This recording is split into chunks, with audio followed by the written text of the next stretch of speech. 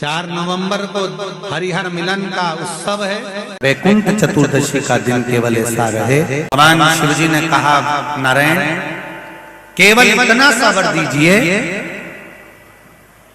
व्यक्ति हमेशा अपने कर्म के अनुसार स्वर्ग का भोग भोगता है, वैकुंठ का भोग भोगता है, पर वैकुंठ चतुर्दशी का दिन केवल ऐसा रहे, एक दिन वैकुंठ का दरवाजा पूर्ण तरह से खुला रहे कि ऐसा भी पापी से पापी जीव भी हो, शिव और नारायण का नाम लेकर वैकुंठ में प्रवेश कर जाए, ऐसा वर शिव। सबसे निवेदन है, बड़े आनंद के साथ में अपने घर में वैकुंठ चतुर्दशी का स्मरण करो। लड्डू गोपाल पर तुलसी दल और भगवान शिव पर बेलपत्री चढ़ाओ। चढ़ाकर थोड़ी देर रखने के बाद में जब रात्रि का समय हो, अगर ज्यादा रात तक नहीं जग सको 10-11 बजे तक, तो 9 बजे भी कर दोगे चल जाएगा। पर है इसमें निशा का वर्णन, मतलब 11 बजे के बाद ही चढ़ाया जाता है और ब्रह्म मुहूर्त के पहले।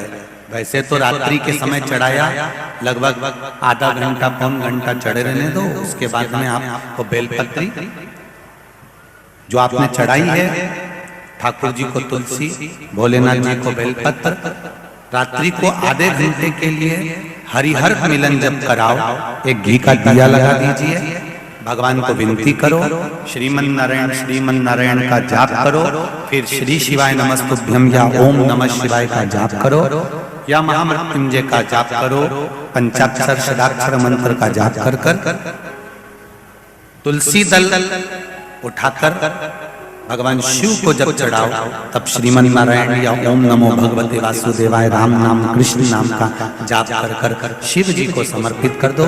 शिव जी की बेलपत्र उठाकर श्री शिवाय नमस्तुभ्यम बोलकर या पंचाक्षर मंत्र ओम नमः शिवाय षडाक्षर मंत्र ओम नमः शिवाय बोलकर उस बेलपत्र को भगवान लड्डू गोपाल पर या शालिग्राम भगवान पर या भगवान विष्णु पर, जो भी आपके यहाँ, अगर किसी के यहाँ पर मूर्ति नहीं है तो चित्रपट पर भगवान विष्णु का चित्र हो, फोटो हो, कृष्ण का फोटो हो, राम का फोटो हो, शिव का फोटो हो।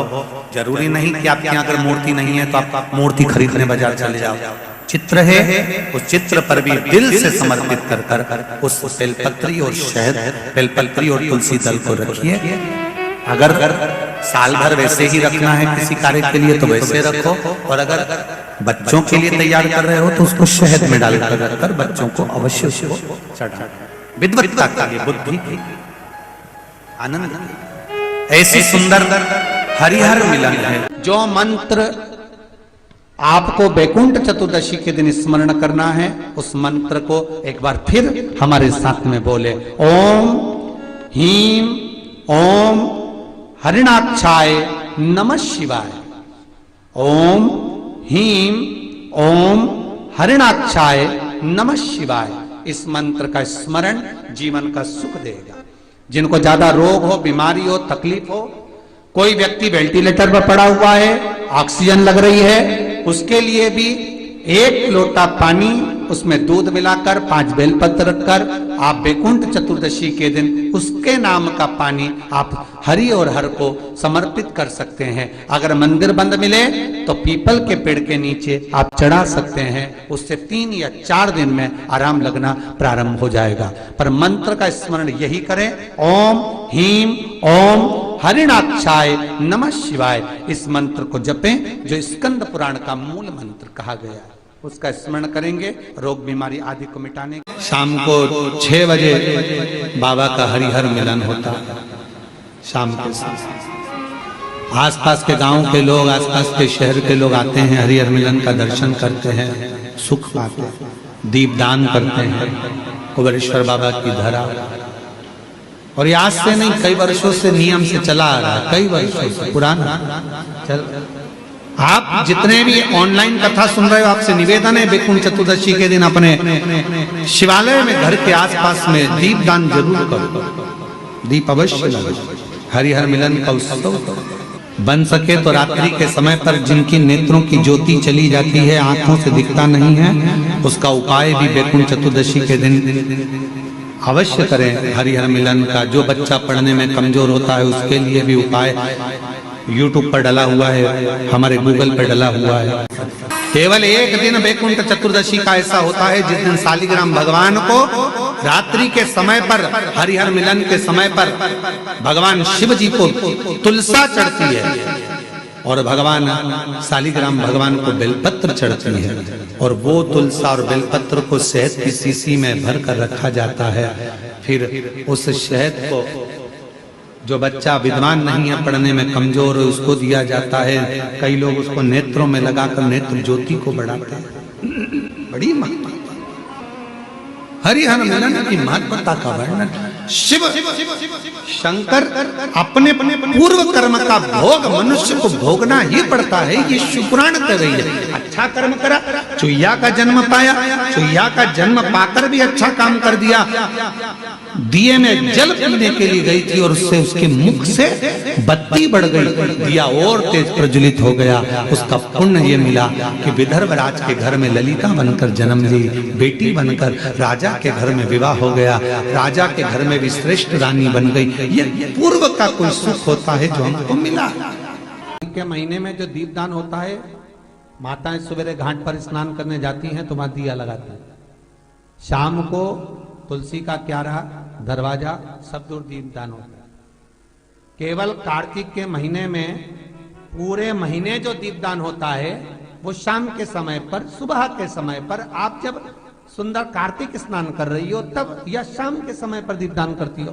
पर पूरे कार्तिक के महीने में केवल एक दिन ऐसा होता है जिस समय शाम को दीपदान नहीं होता, बल्कि मध्य रात्रि में दीप का दान होता।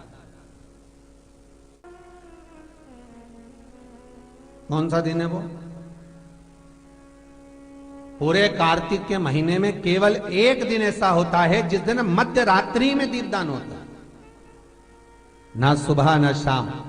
हाँ, सुबह शाम आप तुलसी जी को लगा रहे हो अपनी जगह पर, और तुम अगर कार्तिक के महत्तम का स्मरण कर रहे हो, कार्तिक का स्नान कर रही हो, कार्तिक नहा रहे हो, या कार्तिक का व्रत कर रहे हो, या पचवीगन का व्रत कर रहे हो, या भीष्म पंचक का व्रत कर रहे हो,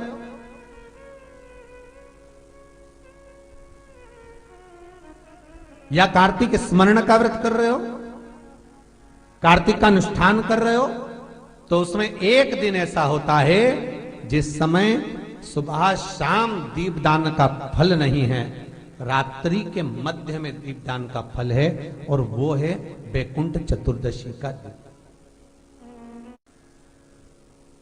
पूरे कार्तिक के महीने में केवल एक ही दिन रहता है जिस दिन शाम के दीपदान का फल नहीं है, मध्य रात्रि के दीपदान का फल।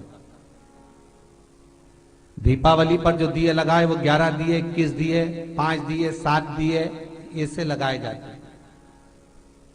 एकादशी के दिन जो दीपदान करा उसमें 11 दिए, 7 दिए, 21 दिए, ऐसा दीपदान होता है। पर वैकुंठ चतुर्दशी का जो दिन है महाराज, इस दिन रात्रि को 11 बजे से लेकर 12:30 के बीच में दीपदान होता है, और 14 दिए का दान होता है महाराज। इसमें 14 दीप का,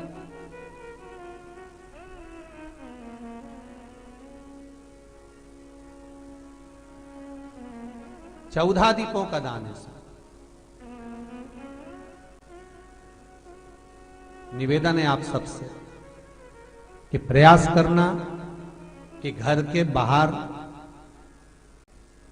आप एक दीप, जहां पर आपका जलाशय है, पानी का स्थान है, वहां रख दें, और एक दीप तुलसी के क्यारे के पास रखें, बाकी के दीप आप घर के बाहर लगा दें। 14 दीप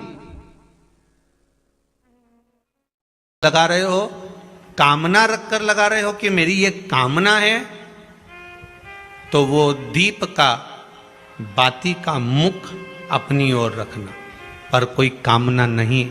हम भगवान को केवल इसलिए रिझा रहे हैं कि मेरा भोलेनाथ मेरा भंडार भरे और मेरे घर में सुख समृद्धि दे, तो दीप की बाती का मुख भगवान की ओर होना चाहिए।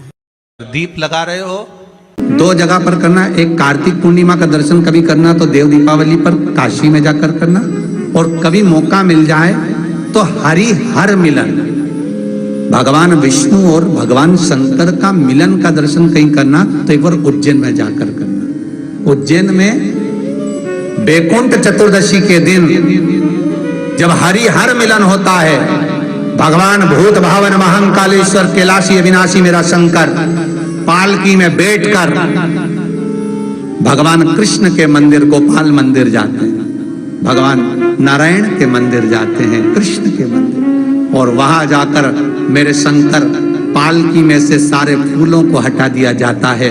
शंकर और भगवान नारायण को आमना सामना कराया जाता है।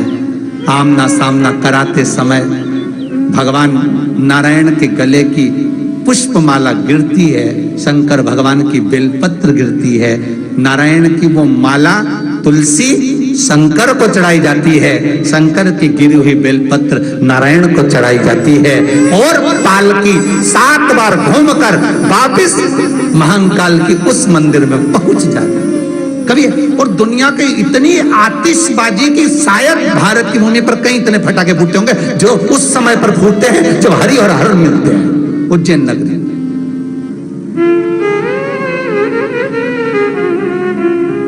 जो हरि और हर का मिलन होता है बैकुंठ चतुर्दशी के दिन, कोई साधारण बैकुंठ चतुर्दशी नहीं है महाराज। कथा कह रही है, धनेश्वर अपशब्द कहता, ताने देता, शरीर बेकार हो गया, किसी काम का नहीं, किसी पर एक उंगली जब हम उठाते हैं तो ये 3 उंगली हमारी ओर जाती है। यह बात हम पहले भी कहे। धनेश्वर इस चीज का स्मरण नहीं कर पाया कि हम गंगा नहाने वालों पर, नर्मदा नहाने वालों पर, कथा सुनने वालों पर, भजन करने वालों पर उंगली उठा रहा। शरीर में रोग हो गया, बीमार पड़ गया, पिता बड़े दुखी थे। धनेश्वर के पिता ने ये विचार करा कि आखिर इसका उद्धार कैसे होगा। रोज धनेश्वर अपशब्द कहता था, रोज उंगली उठाता था, रोज गालियां देता था, रोज ताने देता था। आज उसको नहीं मालूम था कि बैकुंठ चतुर्दशी का दिन है। काय का दिन है? जम के बोलो जरा, बैकुंठ चतुर्दशी का दिन। ये धनेश्वर को नहीं मालूम था। उसका रोज का नियम था, जो नदी नहाने जाए, नर्मदा नहाने जाए, गंगा नहाने जाए, कथा सुनने जाए, या मंदिर जाए, या देवालय जाए, या कोई सत्संग करे, या भजन करे, और या शब्द कहता फिरे। तो धनेश्वर आज फिर एक भक्त स्नान कर आ रहा था, जल का पात्र हाथ में था, सुबह का समय था, शिव जी को जल चढ़ा रहा था। शिवालय में जल चढ़ाते चढ़ाते धनेश्वर ने आज कुछ कहा नहीं है, आज कुछ नहीं कहा, पर धनेश्वर ने उस जल चढ़ाने वाले का सुबह के समय पर केवल जल चढ़ाते समय मुख देख लिया, और मुख देखा। धनेश्वर चला, स्कंद पुराण कहती है धनेश्वर जब चला आगे खड्डे में जाकर गिर गया, गिरा, प्राण छूट गए। इतना बड़ा पापी था कि शरीर का कष्ट भी भोग रहा था। उसके बाद भी ये मरने के बाद नरक नहीं गया, अगर गया तो बैकुंठ गया। कारण केवल इतना सा था कि जिस दिन इसने जल चढ़ाने वाले का दर्शन करा था वो बैकुंठ चतुर्दशी का दिन था, और बैकुंठ चतुर्दशी के दिन का दर्शन करा। इसलिए सुन लो, जितने लोग आस्था पर कथा सुन रहे हैं, जितने फेसबुक पर सुन रहे हैं, और जितने लोग भीकन गांव की पावन धरा पर सुन रहे हैं, आपने 7 दिन की कथा सुनी के लिए, हरि हर मिलन का दिन, बैकुंठ चतुर्दशी का दिन। अगर कथा तक पहुंच जाओ तो अच्छी बात, टीवी के सामने भी बैठ गए तो अच्छी बात, मोबाइल के सम्मुख में भी सुन ली तो बहुत अच्छी बात। पर जो भीकन गांव तक भी नहीं पहुंचा तो कम से कम कोई गांव का व्यक्ति अगर कथा सुनकर निकल कर जाए तो उसका केवल दीदार कर लेना, दर्शन कर लेना, उतने में बैकुंठ का मार्ग बहुत। धनेश्वर ने पूछा, मैंने कौन सा पुण्य करा था जो मुझे बैकुंठ का द्वार खुला मिला? चित्रगुप्त महाराज ने कहा, धनेश्वर ब्राह्मण तुमने पाप तो इतना करा था कि तुमको नरक भोगना था। केवल वैकुंठ चतुर्दशी के दिन स्नान कर कर आ रहे व्यक्ति का, शिवजी पे जल चढ़ाते हुए आ रहे व्यक्ति का मुख का दर्शन कर लिया था। इसलिए वैकुंठ चतुर्दशी हरिहर मिलन का दिन है। वैकुंठ चतुर्दशी के दिन भगवान विष्णु और भगवान शंकर इन दोनों का गुणगान गाना चाहिए, दोनों का भजन गाना चाहिए, दोनों का मंत्र जाप करना चाहिए, दोनों का। आप सबसे निवेदन है, कल हरिहर मिलन के दिन आपके घर में शिवलिंग होगा और लड्डू गोपाल होंगे। रात्रि के समय पर, शाम को नहीं, मध्य रात्रि, अगर नींद खुली रहे तो 11 बजे के बाद में, रात्रि को 11 के बाद अगर नींद खुली रहे। नींद नहीं खुली रहे तो फिर तुम रात को 8-9 बजे चढ़ा के भी सो जाओ तो कोई बात नहीं हो, भगवान तो बोलेगा।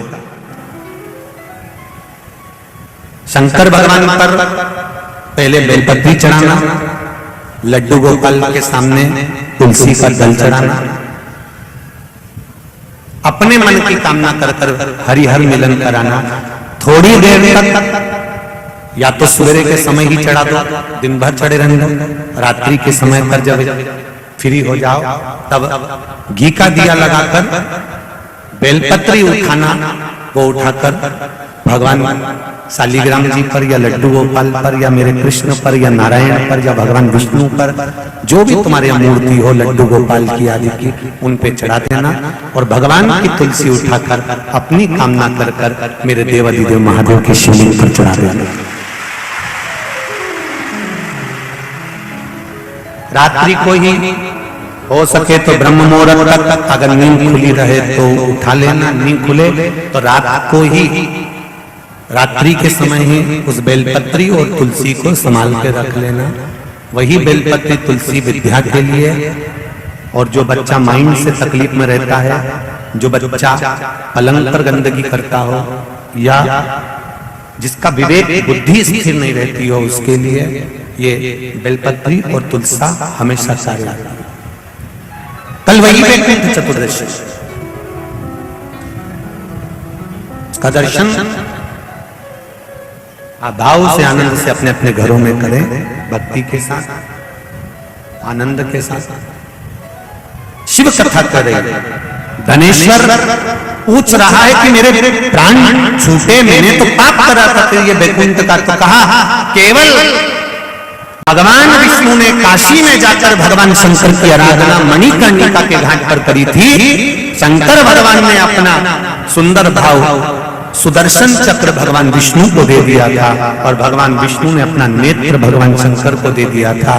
तब भगवान विष्णु ने कहा था देवऋषि नारद से, नारद पूरे वर्ष में केवल एक दिन ऐसा रहेगा वैकुंठ चतुर्दशी का, जिस दिन मेरा दरवाजा 24 घंटे खुला रहेगा, जो पापी से पापी जीव है वो भी प्रवेश करेगा। ये वैकुंठ प्रयास करो। कल शिव जी के मंदिर में जाकर एक लोटा जल अवश्य चढ़ा, भगवान नारायण का स्मरण करें, राम नाम, कृष्ण नाम, शिव नाम, भगवान की भक्ति का भजन कीर्तन करें। धनेश्वर के प्राण छूटे परम पद पाया।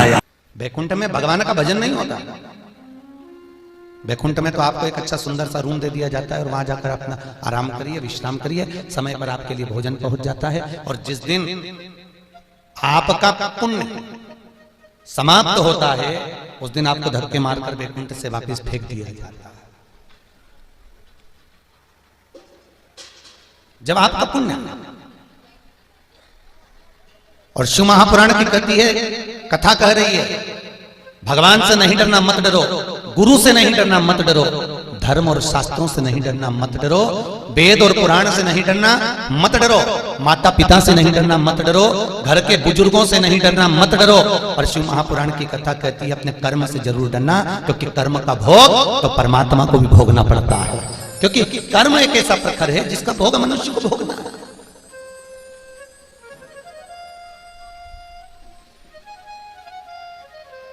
ध्यान दीजिए, आपने अगर गौ माता को एक रोटी दी है ना, गौ माता की पीठ पर यदि आपने हाथ फेरा है, गौ माता को अगर आपने रोटी दी है, गौ माता की सेवा करी है, तो वही गौ माता जन्म लेती है दूसरा और तुम्हारी बहू बनकर तुम्हारे घर में आकर तुम्हारी सेवा करती है। आपने अगर किसी की सेवा करी है, किसी की चाकरी करी है, किसी को आपने अगर कुछ सहानुभूति दी है। आपको एक एकादशी का महत्व सुनाया था, 26 एकादशी होती है। कितनी? 26। और उन 26 एकादशी का जब उद्यापन करते हैं अपन, तो उद्यापन के बाद में कथा आती है 26 एकादशी का महत्व। सुना है आपने? 26 एकादशी का महत्व पंडित जी सुनाते हैं, ब्राह्मण सुनाता है कि एक नगर का राजा, जिसका इकलौता लड़का और एक ही लड़का उस राजा का, और वो लड़का का विवाह हो गया, घर में बहू आ गई, बहू आई, मात्र 2 महीने हुए थे बहू को आए हुए, और उस बहू ने आज राजा के लड़के की उस तलवार की म्यान को उठाकर देखा जिसमें तलवार रखी जाती है। उस म्यान, कितनी सुंदर म्यान है, कितनी सुंदर म्यान है।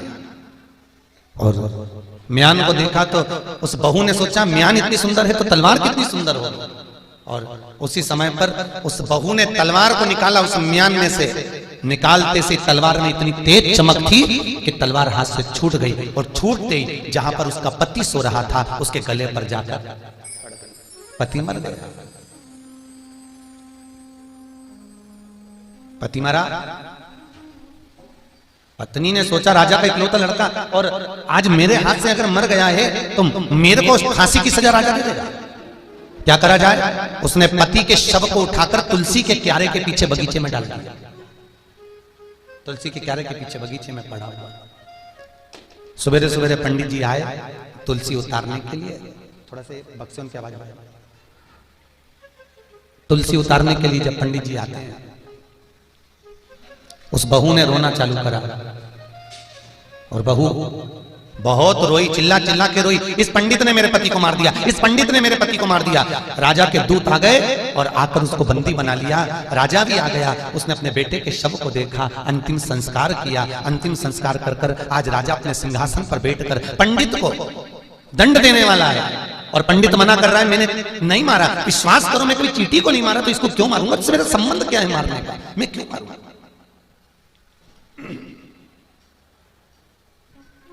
राजा को लगा कि ये पंडित कभी जिंदगी में किसी का अपशब्द नहीं करा, कभी किसी के लिए आड़ी टेढ़ी बात नहीं कही, कभी किसी को ताना नहीं दिया, तो फिर थोड़ा बेस कम करो, थोड़ा सा हल्का सा। इसने किसी को ताना नहीं दिया, इसने कभी किसी को गाली नहीं दी, अपशब्द नहीं किया, तो फिर ये मेरे बेटे को क्यों मारेगा, ये मार नहीं सकता, ये मेरे बेटे को नहीं मारेगा। पर सारे सबूत इस पंडित के खिलाफ हैं। राजा ने अपने सिंहासन पर बैठकर कह दिया इस पंडित ने मेरे बेटे का सिर काटा है, जिस हाथ से इसने मेरे बेटे का सिर काटा है इसका वो हाथ काट दिया जाए। पंडित का हाथ कटा, पंडित अब मंदिर में सेवा नहीं करता। अब राजा के महल के मंदिर में पंडित ने सेवा नहीं करी, सीधे अपने गुरु जी के पास गया। गुरुदेव, गुरुदेव, मैं आपसे केवल मेरा पुराना कर्म पूछने के लिए आया हूं कि मैंने ऐसा कौन सा कर्म करा था गुरुजी जो आज मेरा हाथ कट गया। मैंने कभी झूठ नहीं बोला, मैंने कभी बेईमानी नहीं करी, मैंने कपट नहीं करा, मैंने कभी बुरा नहीं करा, इसके बाद भी मेरा हाथ क्यों कटा गुरुजी, आप बताइए। गुरुजी ने कहा मैं किसी के कर्म को नहीं जानता, पर मेरे गुरु काशी में रहते हैं, तू वहां चले जा, वहां जाकर पूछ ले। वहां पहुंचा, वहां जाकर गुरुजी के दरवाजे पर आवाज लगाया, गुरुदेव, गुरुदेव। गुरुजी तो नहीं थे, तो गुरुजी की पत्नी थी, वो निकल कर आ गई और आते से बोली कौन है? गुरुजी हैं क्या? कहीं मर रहा होगा तेरा गुरु खोलना, ना जाने कहां कहां पर तो गुरुजी रोता फिरे और उसके चेले यहां रोते फिरे, ना जाने कहां मर रहा होगा, चल निकल यहां से बाहर। गुरुजी की पत्नी ने धक्के मारकर उसको निकाल दिया। शाम को फिर वो गुरुजी के दरवाजे गया, गुरुदेव, गुरुदेव। अब पत्नी नहीं थी, गुरुजी थे। गुरुजी ने कहा आइए भैया, बैठिए, कहाँ से आए हो? मैं साहब वहां से पधारा हूं। अच्छा क्या बात है, मुझे कुछ प्रश्न करना था गुरुजी आपसे। आओ बैठो, पानी पियोगे? गुरुजी ने पानी पिलवाया। बोलो क्या प्रश्न है? गुरुजी मेरा प्रश्न तो मैं बाद में करूंगा, पर पहला प्रश्न मेरा गुरुजी केवल इतना है कि आप इतने अच्छे स्वभाव के और आपकी धर्म पत्नी ऐसी क्रूर स्वभाव की, सवेरे में आया था ऐसी गाली बक रही थी आपको, इतना अपशब्द कह रही थी और मुझे भी धक्के मार कर निकाल दिया। गुरुजी मेरा कर्म का भाग्य बाद में बताना, पहले ये बताओ कि आपने ऐसा कौन सा कर्म करा था जो ऐसी चंद्र घंटा तुम्हें मिली है? ऐसी मिली, इसका कारण क्या? आप बताओ। गुरुजी ने कहा भैया देख, जिंदगी में पहला कोई मिला जिसने मुझसे अपना भाग्य पूछा, तो सुन,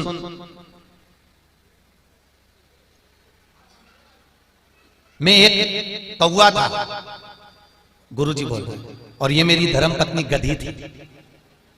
इसकी पीठ पर वजन ढो ढो के घाव हो गया था, एक फोड़ा हो गया था।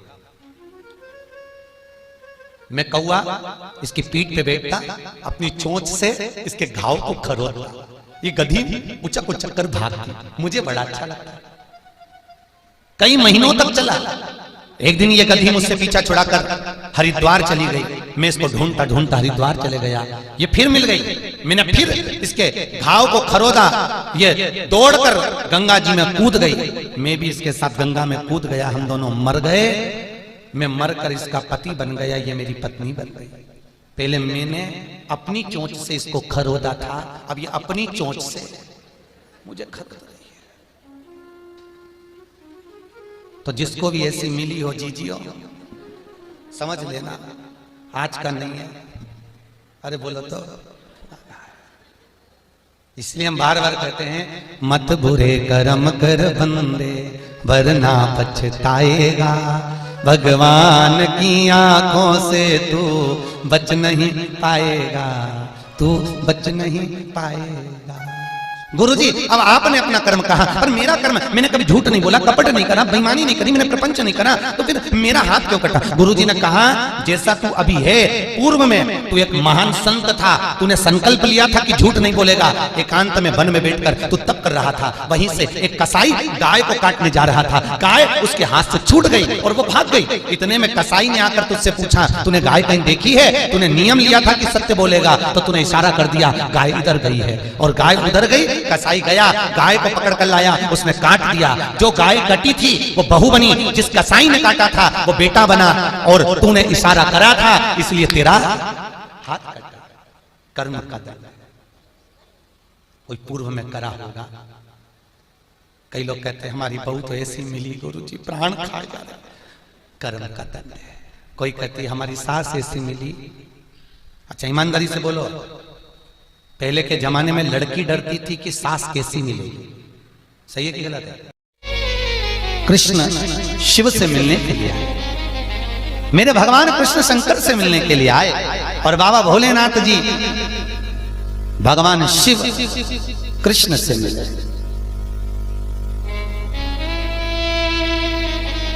उस युद्ध के मैदान में पहली बार भगवान शंकर ने अपनी बेलपत्र अपनी जटा में से निकालकर भगवान कृष्ण को समर्पित करी, और भगवान कृष्ण ने अपना हृदय से तुलसी का दल निकालकर शिव को समर्पित करा। वही दिन हिंदू धर्म में वैकुंठ चतुर्दशी का दिन, हरिहर मिलन का दिन हो गया, जिस दिन शिव को साल भर में एक बार तुलसी आती है और ठाकुर जी को साल में एक बार बेलपत्र आता है। हर हर महादेव। श्री शिवाय नमस्तुभम। पूजने द्वारा बताए गए 4 नवंबर कार्तिक वैकुंठ चतुर्थी काली हरिहर मिलन का 14 दीपक बेलपत्र, शहद और तुलसी का उपाय अवश्य करें, इससे आपको जरूर लाभ होगा। और ये वीडियो अच्छी लगे तो लाइक और शेयर करना बिल्कुल ना भूलें। हर हर महादेव।